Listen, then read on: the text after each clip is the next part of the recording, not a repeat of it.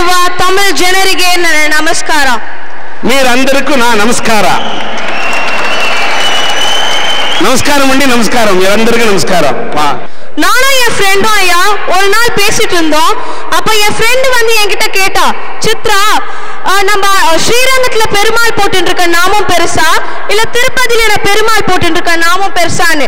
நான் சொன்னேன், அந்த ரெண்டு நாமமும் பெருசு இல்ல, நம்ம அரசியல்வாதிங்க நம்ம மக்களுக்கு போடுற நாமம் தான் அதை விட பெருசுன்னு. அதனாலதான் சொல்ல வர, எனக்கு கொலவெறினா சில அரசியல்வாதிகளை பார்த்தா மட்டும்தான் why this கொலவெறின்னு எனக்கு கேட்க தோணுது. ஒரு நாள் வந்து ஒரு மினிஸ்டர் அவர் வந்து போறாரு, full bullet proof jacket, full ப்ரொடெக்ஷனோட. அவர் கார் இங்க நடுவுல இருக்குன்னா அவர் காருக்கு முன்ன ஒரு 50 கார் ஃபுல் வித் சைரன், பின்னால ஒரு 60-70 கார் வித் சைரன். அதை பார்த்த உடனே பப்ளிக் பாக்குறாங்க. பப்ளிக் பார்த்துட்டு, ஐயா சார் சார் சார் ஒரு பப்ளிக் கேட்கிறாரு இன்னொருத்தர் கிட்ட, ஏன் சார் ஜம்முல ஏதாவது வார் ஏதாவது ஸ்டார்ட் ஆயிடுச்சா, எதுக்காக இவ்வளோ ப்ரொடெக்ஷனோட இவர் எங்க கால் ஃபார் ஏதாவது பண்ணிருக்காங்களா காஷ்மீர்ல, அதுக்காக போறாரான்னு.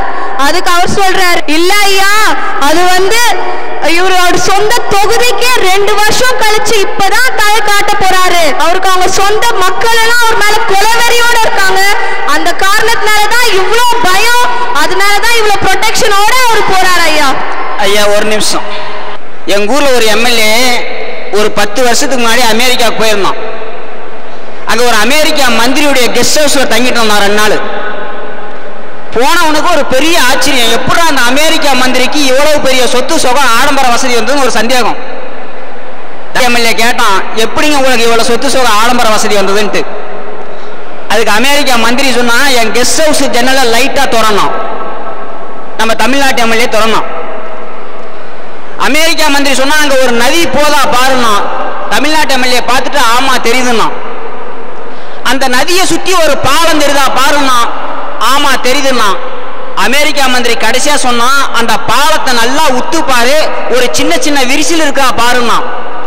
ஆமா தெரியுதுன்னா. இப்ப தெரியுதா நாங்க எப்படி பணக்காரன் ஆனுங்கன்னா. பாலத்துல சின்ன சின்ன கமிஷன் அடிச்சுக்கிறான். ஓ இப்படிதான் அமெரிக்கா மந்திரி பணக்காரனான்னு சொல்லிட்டு தமிழ்நாட்டு எம்எல்ஏ வந்துட்டான் வீட்டுக்கு.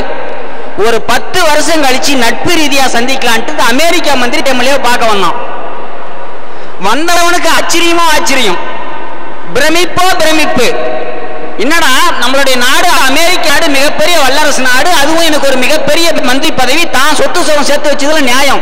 ஒரு சின்ன குட்டி நாடு, அதுவும் ஒரு சின்ன எம்எல்ஏ பதவி, எப்படா தன்னை விட இவன் 100 மடங்கு அதிகமா வசதி ஆயிட்டான்ட்டு இவன் கேட்டான். உங்களுக்கு எப்படி இவ்வளவு ஆடம்பர வசதி வந்ததுன்னு கேட்டான். அதுக்கு எம்எல்ஏ சொன்னா, என் கெஸ்ட் ஹவுஸ் ஜன்னல லைட்டா திறந்தான். ஏன்னா நம்மள மாதிரியே சொல்றானேன்னு திறந்தான். அங்க ஒரு நதி போதா பாருன்னா. அமெரிக்கா மந்திரி ஆமா தெரியுதுன்னா. அதுக்கு அடுத்து சொன்னான், நதியை சுற்றி ஒரு பாலம் தெரியுதா பாருன்னா. வந்த அமெரிக்கா மந்திரி சொன்னான், பாலமே தெரியலையேனா. இப்ப தெரியுதா, நாங்க ஏற்பாடு தான் பண்ணுவோம், ஆனா கட்டி முடிக்க மாட்டோம்ட்டான். ஆக இந்த அரசியல்வாதிகள் செய்வது ஜாலம், இவர்கள் கட்டவே மாட்டார்கள் பாலம் என்று இவர் சொல்ல வருகிறார். ஆனா இந்த நாட்டில் இந்திய மக்களை மாத்துறது வேணா கஷ்டங்க, ஏமாத்துறது ரொம்ப சுலபம்னு தெரிஞ்சது அரசியல்வாதினா. ஐயா உங்களுக்கு நம்ம இங்க இருக்க எல்லாருக்கும் தெரியும் லோக்பால் மசோதா. லோக்பால் மசோதா வந்து இன்னும் ஏன் சாங்ஷன் பண்ணல, ஓகே பண்ணலன்னா அது காரணமே நம்ம அரசியல்வாதிகளுக்கு அது மேல இருக்க பயம் தான். ஏன்னா ஓகே ஆயிடுச்சுன்னா மக்களை ஏமாத்த முடியாது, மக்களுக்கு நாமமா போட முடியாது, அந்த பயத்தினால தான் ஐயா இன்னும் அதை ஓகே பண்ணாம இருக்காங்க. அதனாலதான் சொல்ல வர, எனக்கு why this கொலவெறின்னு கேட்க தோணுதுன்னா, சில அரசியல்வாதிகளை பார்த்தா மட்டும்தான் why this கொலவெறின்னு எனக்கு கேட்க தோணுது.